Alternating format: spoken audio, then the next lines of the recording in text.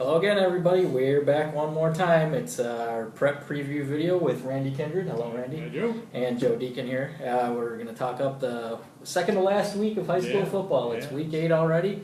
We've got a few teams that have clinched some playoff spots and a couple more that are pushing for them. Yeah.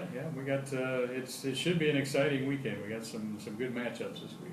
Yeah, and we're going to start off with the first matchup with the what appears to be the Corn Belt Conference Championship game, as Central Catholic is going to host Mahomet Seymour. This is the last Corn Belt Conference season, so it's quite a showdown.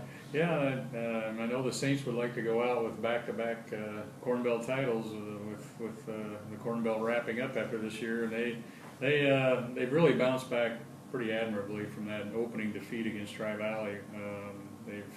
Seems like they've made strides all along the way, and I think they've really developed into a team that can make a pretty good playoff run the way things are going.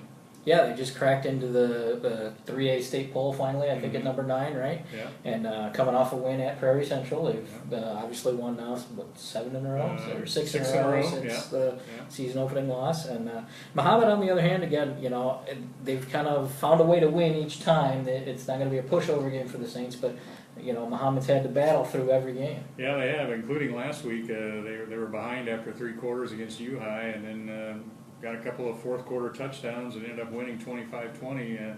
And I think that's probably the trademark of that team. They just find a way every week. They started out 0-2, and they've won 5 in a row now, and some of them been. I know one of them was a 7-6 game against Prairie Central, I think it was, and so they just they find a way to stay in the game and then find a way to win at the end. So I know the Saints, if they could get off to a big start and get a little separation, that would be a big factor for them, because they don't want to have Mahomet hanging around at the end. Indeed. We got a little bit of a light glare from our window. I hope you can still see us. Here's Studio X. Not quite the lighting we'd anticipated. Anyway, moving on, we've got so now the Big 12 matchup of the week is a key one here. About midway Saturday afternoon, Normal thought that this game might have been a chance for a 3-way tie in the conference, and then suddenly Peoria rallied to stun Danville from 26 down. So now Normal's going to go to Danville with a race for second place. Yeah, I know the Ironmen were probably cheering really hard for Danville last week, and like you said, it came down to the last play, and Peoria wins. Well, now it's still an intriguing matchup. It's both teams are ranked 8th in the state, Normal in 7A and Danville in 6A, and I think for Normal the big thing will be controlling Danville's quarterback Quentin Smith. He's run for 16 touchdowns and thrown for 11. I think he's just a pretty versatile weapon, so he's a guy they're definitely going to have to key on. Yeah, Normal has obviously been rolling themselves, though. They played really well down the stretch. Last week they didn't even need to use quarterback Grant Price.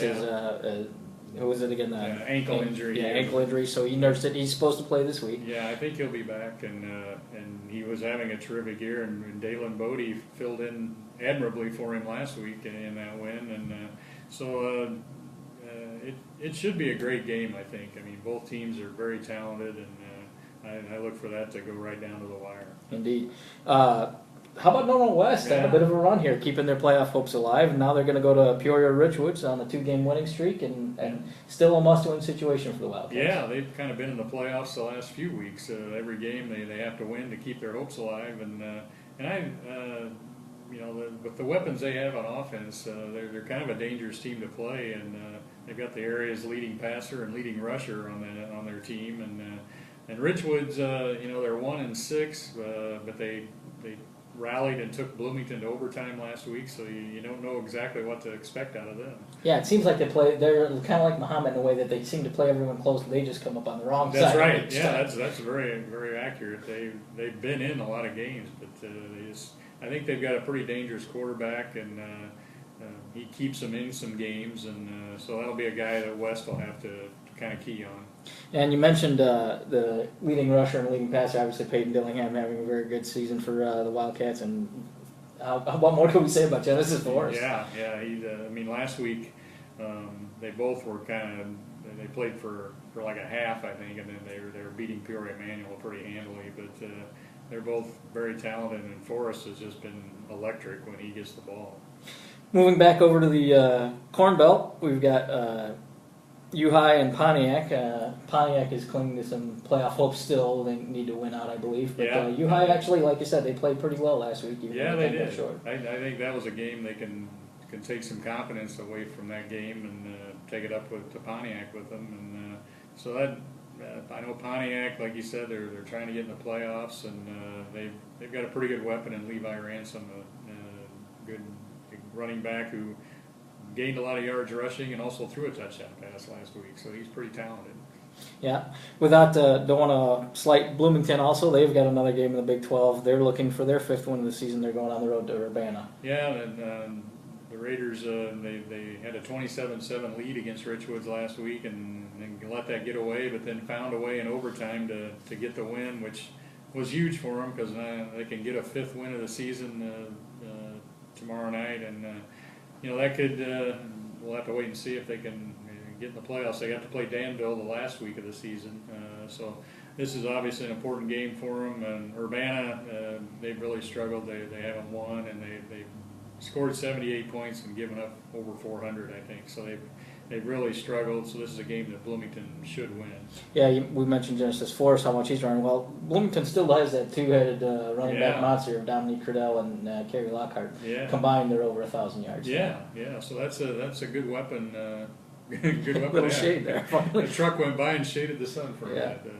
Yeah, good weapons they have for them, definitely. So Bloomington, they have to feel pretty optimistic going into this week, so. I would think. Yeah. So, as we've said every week now, it seems since the beginning of the season, the showdown is looming one more week away for DMAC and Tri-Valley in the heart of Illinois. Yeah. This week, DMAC is at Eureka and Tri-Valley's home for Fieldcrest. They're both needing to win to set up that unbeaten 1-2 matchup. Yeah, and probably the more intriguing of those two would be DMAC and Eureka. Eureka's 5-2, and they've had some success in their first year in the HOI, so I'm sure they're thinking upset, and so that could be more of a test. I mean, Tri-Valley is just rolling so well that that'll be a tough game for Fieldcrest. But I guess the challenge for Tri-Valley and DMAC is just don't overlook this game. Exactly. When you're looking ahead to next week. Yeah, and for DMAC, I mean, you still got to mention all of the seniors they've got on their team. Yeah. Jared Reese continues to have a big season rushing. Yeah. They're just so talented. But again, this is a game you can't overlook. Yeah. Moving over to the Heart of Illinois Small Division, you've got GCMs. They're looking to wrap up the Small Division title. They're going to go on the road to Fieldcrest, or Flanagan Cornell Woodland. Yeah. That game's going to be in Woodland, actually. Okay. So, GCMS, a pretty solid season They in are. the Small Division. Yeah. I mean, their only trouble really is when they run up against some of the teams, the bigger teams in the other division. But they've had a great year. They've had a great year last year, and they've got a good thing going there. And Flanagan Cornell Woodland has really struggled, and so I think this is a game that GCMS will probably look to establish themselves early in the game and just kind of take it from there. Yeah, well, and then after that, we've got only 1 week left, so it's definitely crunch time. This is an exciting time. It's almost like the playoffs have already begun because some of these teams, they got to win, or they know that their season is going to be over after next week. And you even still see good showings sometimes from the teams that don't know they're out. They still want to go out on high. Yeah, like U-High, I think they will come out and play very hard and very well. Coming off of that game last week, and like I said, they had some good things come out of that game, and so I think they want to build on that. So that's a good example of a team like that. Great. Well, as always, check out all our coverage as the games are coming in on Pantagraph.com, and then be sure to pick up Saturday morning's Pantagraph section for a report on all the games. Thanks a lot, and we'll see you later.